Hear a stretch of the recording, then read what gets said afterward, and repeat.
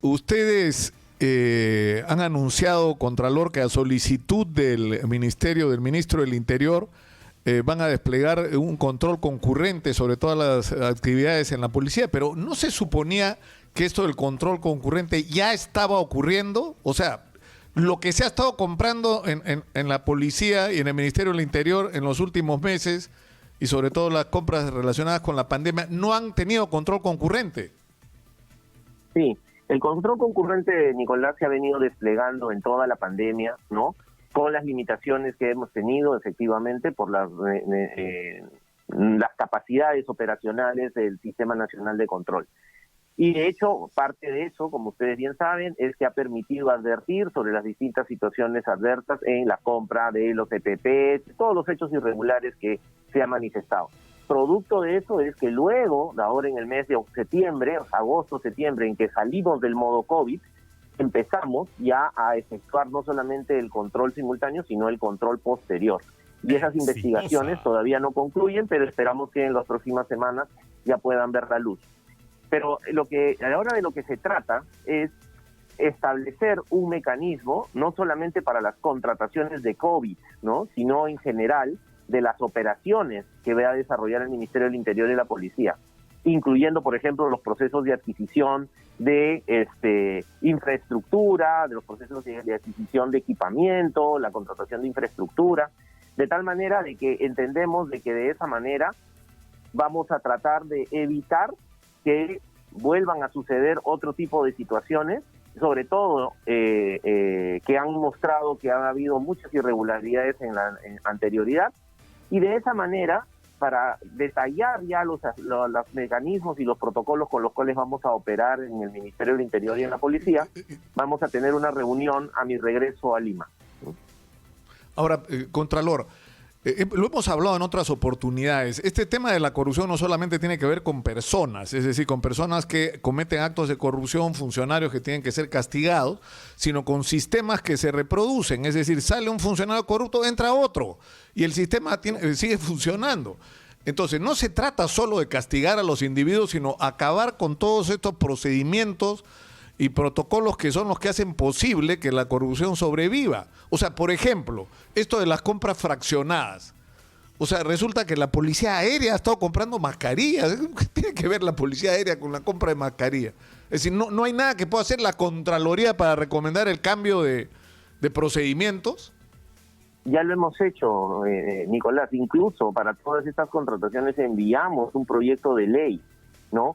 Hay que recordar también que la Contraloría es el máximo ente en materia de control, pero las recomendaciones que nosotros hacemos en materia de contrataciones, en materia de inversiones, etcétera, son solo eso, son recomendaciones.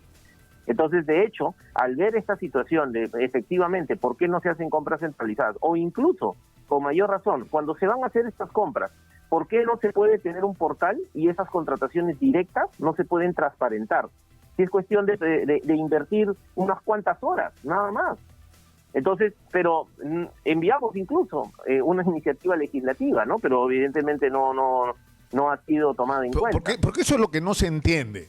O sea, por ejemplo, en las compras de mascarillas, la misma mascarilla, en el caso que sean buenas mascarillas, porque le han vendido cualquier cosa a algunas instituciones, la misma mascarilla puede valer 5 soles o 15. O la misma prueba rápida puede costar 18 soles o 39. Porque esto es una feria. Entonces, no tiene sentido. O sea, ¿por qué no se organizan compras centralizadas? Por ejemplo, mascarillas vamos a seguir usando, pruebas vamos a seguir necesitando.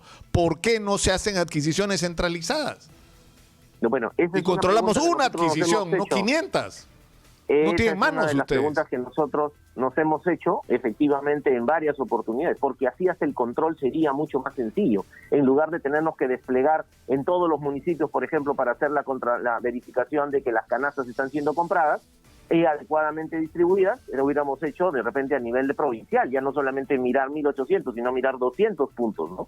Entonces, las compras centralizadas, y yo entiendo que al momento del inicio de la pandemia, digamos, los primeros meses, los primeros 2 meses, todo el mundo trata de resolver el problema como puede, ¿no? Pero ya después de eso debería haber por parte del Estado una serie de mecanismos que permitan racionalizar todos estos procesos de contratación, porque de lo contrario hay que aprovechar las economías de escala y alcance de una compra centralizada, y de esa manera también la función de fiscalización podría focalizarse con mucha mayor intensidad, ¿no? Lo que estamos haciendo ahora, hemos desplegado todas nuestras capacidades, también, o sea, que han sido afectadas evidentemente por la pandemia. Estamos operando ahora al 70% de nuestra capacidad y esperamos pues que en el nuevo escenario, ¿no?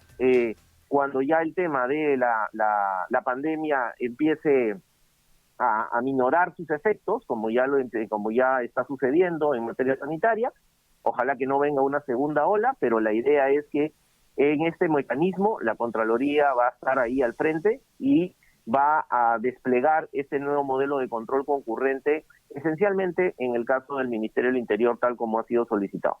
Contralor, durante las compras por la pandemia, las compras COVID, ustedes han acompañado a la Policía Nacional y al Ministerio del Interior, como nos acaba de decir. ¿Han podido cuantificar el costo de la corrupción y la inconducta funcional, así como lo han hecho en el tema del Callao, que han soltado cifras y que le ha costado en el 2019 1.000 millones de soles al Estado? ¿Cuánto ha costado la corrupción en el tema del Ministerio del Interior y de la Policía Nacional específicamente? Para hacernos una idea. No, Karina, lamentablemente no hemos hecho esa estimación. Pensamos efectivamente que al cierre de este año, en el primer trimestre del próximo año, volver a calcular cuánto se habría perdido por corrupción y conducta funcional durante el año 2020 y ahí hacer un desagregado en el caso del COVID. Pero hoy por hoy no tenemos esa estimación. Pero es muy importante, ¿no? Porque la Policía Nacional se ha visto infestada de corrupción porque es un sistema que está enquistado años de años. ¿Por qué no se ha hecho ese desagregado para empezar por un diagnóstico? Porque entiendo que el presidente Sagasti está haciendo esto porque ya se ha dado cuenta que esto se ha desbordado. Sí, lo que sucede es que durante todo este tiempo, Karina, hemos estado dedicados efectivamente a desarrollar controles simultáneos para poder hacer el cálculo más preciso sobre el tema de corrupción, y que nunca va a ser preciso porque siempre va a ser una estimación. Necesitamos tener terminados los procesos de control posterior. Y los procesos de control posterior, es decir, esos que identifican los perjuicios económicos, que permiten cuantificar el tamaño de la inconducta funcional y la corrupción a la que tú haces referencia, recién van a estar listos hacia fines de año, porque hemos empezado a trabajarlos prácticamente en el mes de septiembre. Nicolás. Si usted por la experiencia de todos los casos que ha ido viendo en relación a las adquisiciones relacionadas con la pandemia, ¿cuánto se puede haber perdido en corrupción en términos porcentuales? Así no puedo dar una cifra. ¿Cuánto nos han robado? ¿El 10% de cada mascarilla? ¿El 15% de cada prueba rápida? ¿Cuánto se ha ido en corrupción? De lo que han podido avanzar. A ver, de lo que hemos podido avanzar, y la lógica de esto era, Nicolás, es sin pandemia, el promedio de lo que se pierde por inconducta funcional, corrupción, por ineficiencia, por todo, el nivel de pérdida es de 15% de lo que se gasta. ¿Ok? Entonces, y evidentemente, si no hacemos nada, entonces, en el caso de la pandemia, este número podría haber llegado tranquilamente, estimo yo, al 30%. Porque ¿no ves que se liberalizan todos los procedimientos? Entonces, al liberalizarse todos los procedimientos, tú haces contrataciones directas que no son transparentes, que son no hay competencia, entonces todo el mundo compra como puede, todo se puede regularizar después, entonces es una situación muy compleja y es natural, así funciona, porque evidentemente detrás está, se supone, la atención de la vida, ¿no? Pero yo me quiero detener ahí, porque usted nos está dando un número en general, pero en la Policía Nacional, que es un tema sensible porque hemos visto ahí en realidad una lluvia de cosas que han ido a perjudicar a los mismos policías, ¿no? Porque hemos visto hasta mascarillas de papel. Ahí ha sido peor incluso, es decir, la defraudación ha sido por encima del 30%. No te podría decir eso, pero está claro de que efectivamente en el sector interior se han verificado una serie de inconductas funcionales y una serie de situaciones adversas de las que ustedes mismos conocen a través de nuestros informes, ¿no? Quizá el otro gran sector donde ha habido grandes problemas es en el tema de las canastas, ¿no? En el tema de las canastas en el sector de todos los gobiernos locales.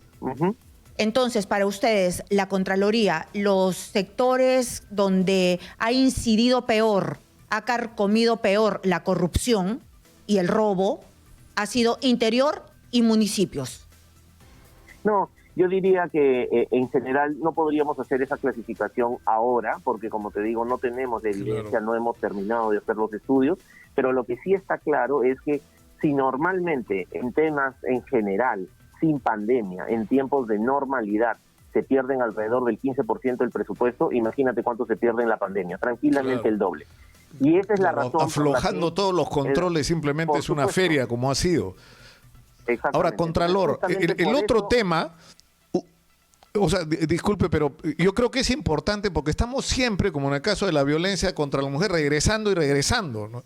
Es decir, hay una larga fila de políticos, empresarios haciendo cola por ir a la cárcel por corrupción, pero ya fueron reemplazados por otros, porque el sistema continúa. Entonces algo hay que cambiar acá. Uno es las compras centralizadas, pero otro tema es el registro de proveedores. Oiga, Contralor, o sea, un vendedor de llantas vendiendo ranchos o mascarillas, o sea, proveedores que se han creado literalmente para ganar licitaciones o contrataciones. O sea, ¿quién revisa ese registro de proveedores del Estado peruano? Bueno, lo que pasa es que en el registro de proveedores, ¿no? Al momento de efectuar el tema de la pandemia, todo se ha liberalizado, Nicolás. Una persona que nunca había contratado con el Estado podía contratar, una persona cuya empresa se había creado una semana antes podía contratar, una persona que nunca había tenido experiencia en un determinado tema podía contratar.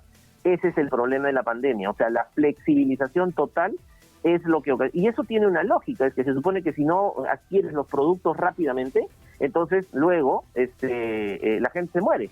Pero lo que pasa es que el gran problema de eso es que al revés también, es por eso que el tema de la emergencia debe ser considerado pues durante estas flexibilizaciones totales, durante unos pocos meses, ¿no? O sea, no podemos seguir y seguir y seguir. Lo que es por eso que nosotros enviamos en varias oportunidades varias iniciativas legislativas, ¿no? Para poder modificar. Siempre mientras haya más transparencia. Por ejemplo, nosotros decíamos que se regule el tema de que no podamos comprarle a alguien que no tiene experiencia, ¿no? O sea, tiene que tener algo de experiencia, ¿no? Entonces, porque el gran problema finalmente viene después. A la hora de la pandemia, todo el mundo dice que hay que comprar. El gran problema viene después y evidentemente pues hay en una emergencia sale lo mejor del ser humano, pero también lo peor, ¿no? Lo peor. Y eso no podría ser, Contralor, así como se compra tan rápido y se flexibiliza, ¿no podrían haber agravantes cuando la gente se aprovecha de esto? ¿La ley no prevé eso? Por supuesto. La ley prevé en algunos casos, ¿no? Y de hecho nosotros en tratar de recuperar nuestra capacidad sancionadora, hemos establecido también algunas conductas infractoras que tipifican y que se agravan precisamente en situaciones de emergencia, ¿no? Y otro de los puntos, creo yo, centrales, es que algunas veces se sanciona administrativamente a la persona que se le ha señalado como corrupto o que ha tenido alguna inconducta funcional, pero es dificilísimo sacarlo de ese puesto. O si no, va al Poder Judicial y regresa al mismo puesto y sigue haciendo lo mismo. Tú tienes toda la razón, Karina. De hecho, esa es una gran sensación y realidad de impunidad que siente la gente, porque antes los informes de la Contraloría no se publicaban. Ahora, por el estándar de transparencia que tenemos, todo se publica. Entonces, la gente sabe quién, fulano, mengano, sutano, con nombre propio y DNI, sabe qué cosa ha cometido y qué irregularidad y qué sanción se le está postulando. Y luego pasan un mes, pasan 2 meses, pasan 6 meses, pasa un año y no pasa nada. Lo ven al señor, a la señora trabajando ahí, como si nada pasara. Esa es la razón por la que es tan importante que la Contraloría recupere su capacidad de sanción para poder externamente, no dentro de la entidad, sino externamente, poder implementar un proceso de sancionador a nivel funcional y poderlo suspender e incluso hasta inhabilitarlo de la función pública, ¿no? Siempre, como tú dices, esto va a ser una medida administrativa siempre va a poder ser recurrida al Poder Judicial, pero ya ese es un tema respecto de la necesidad de fortalecer también los mecanismos y el proceso de modernización en el Poder Judicial y en el sistema de justicia, ¿no? La reforma en la justicia, ¿no? Exitosa. Contralor, ustedes hicieron una intervención como la que están haciendo, entiendo ahora en Ucayali, en el Callao. ¿Y cuál fue el resultado finalmente? Es decir, ¿cuál es la utilidad de estas intervenciones en términos de resultados prácticos? O sea, primero tener información, eso está claro, pero con respecto a acciones a tomar. No, en el caso del Callao, Nicolás, ya empezaron a salir una serie de informes de control identificando una serie de presuntas responsabilidades. O sea, hay que tener en cuenta de que el megaoperativo dura 4 meses.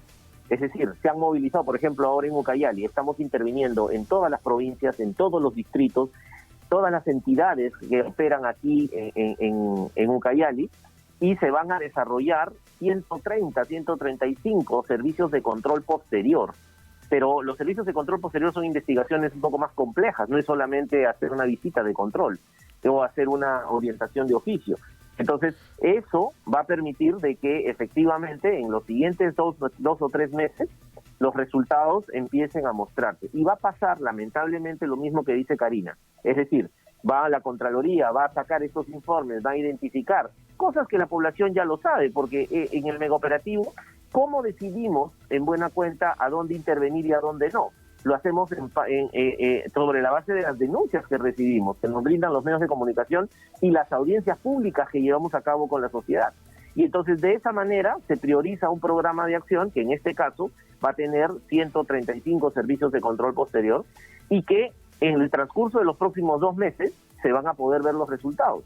¿Cuáles son los resultados?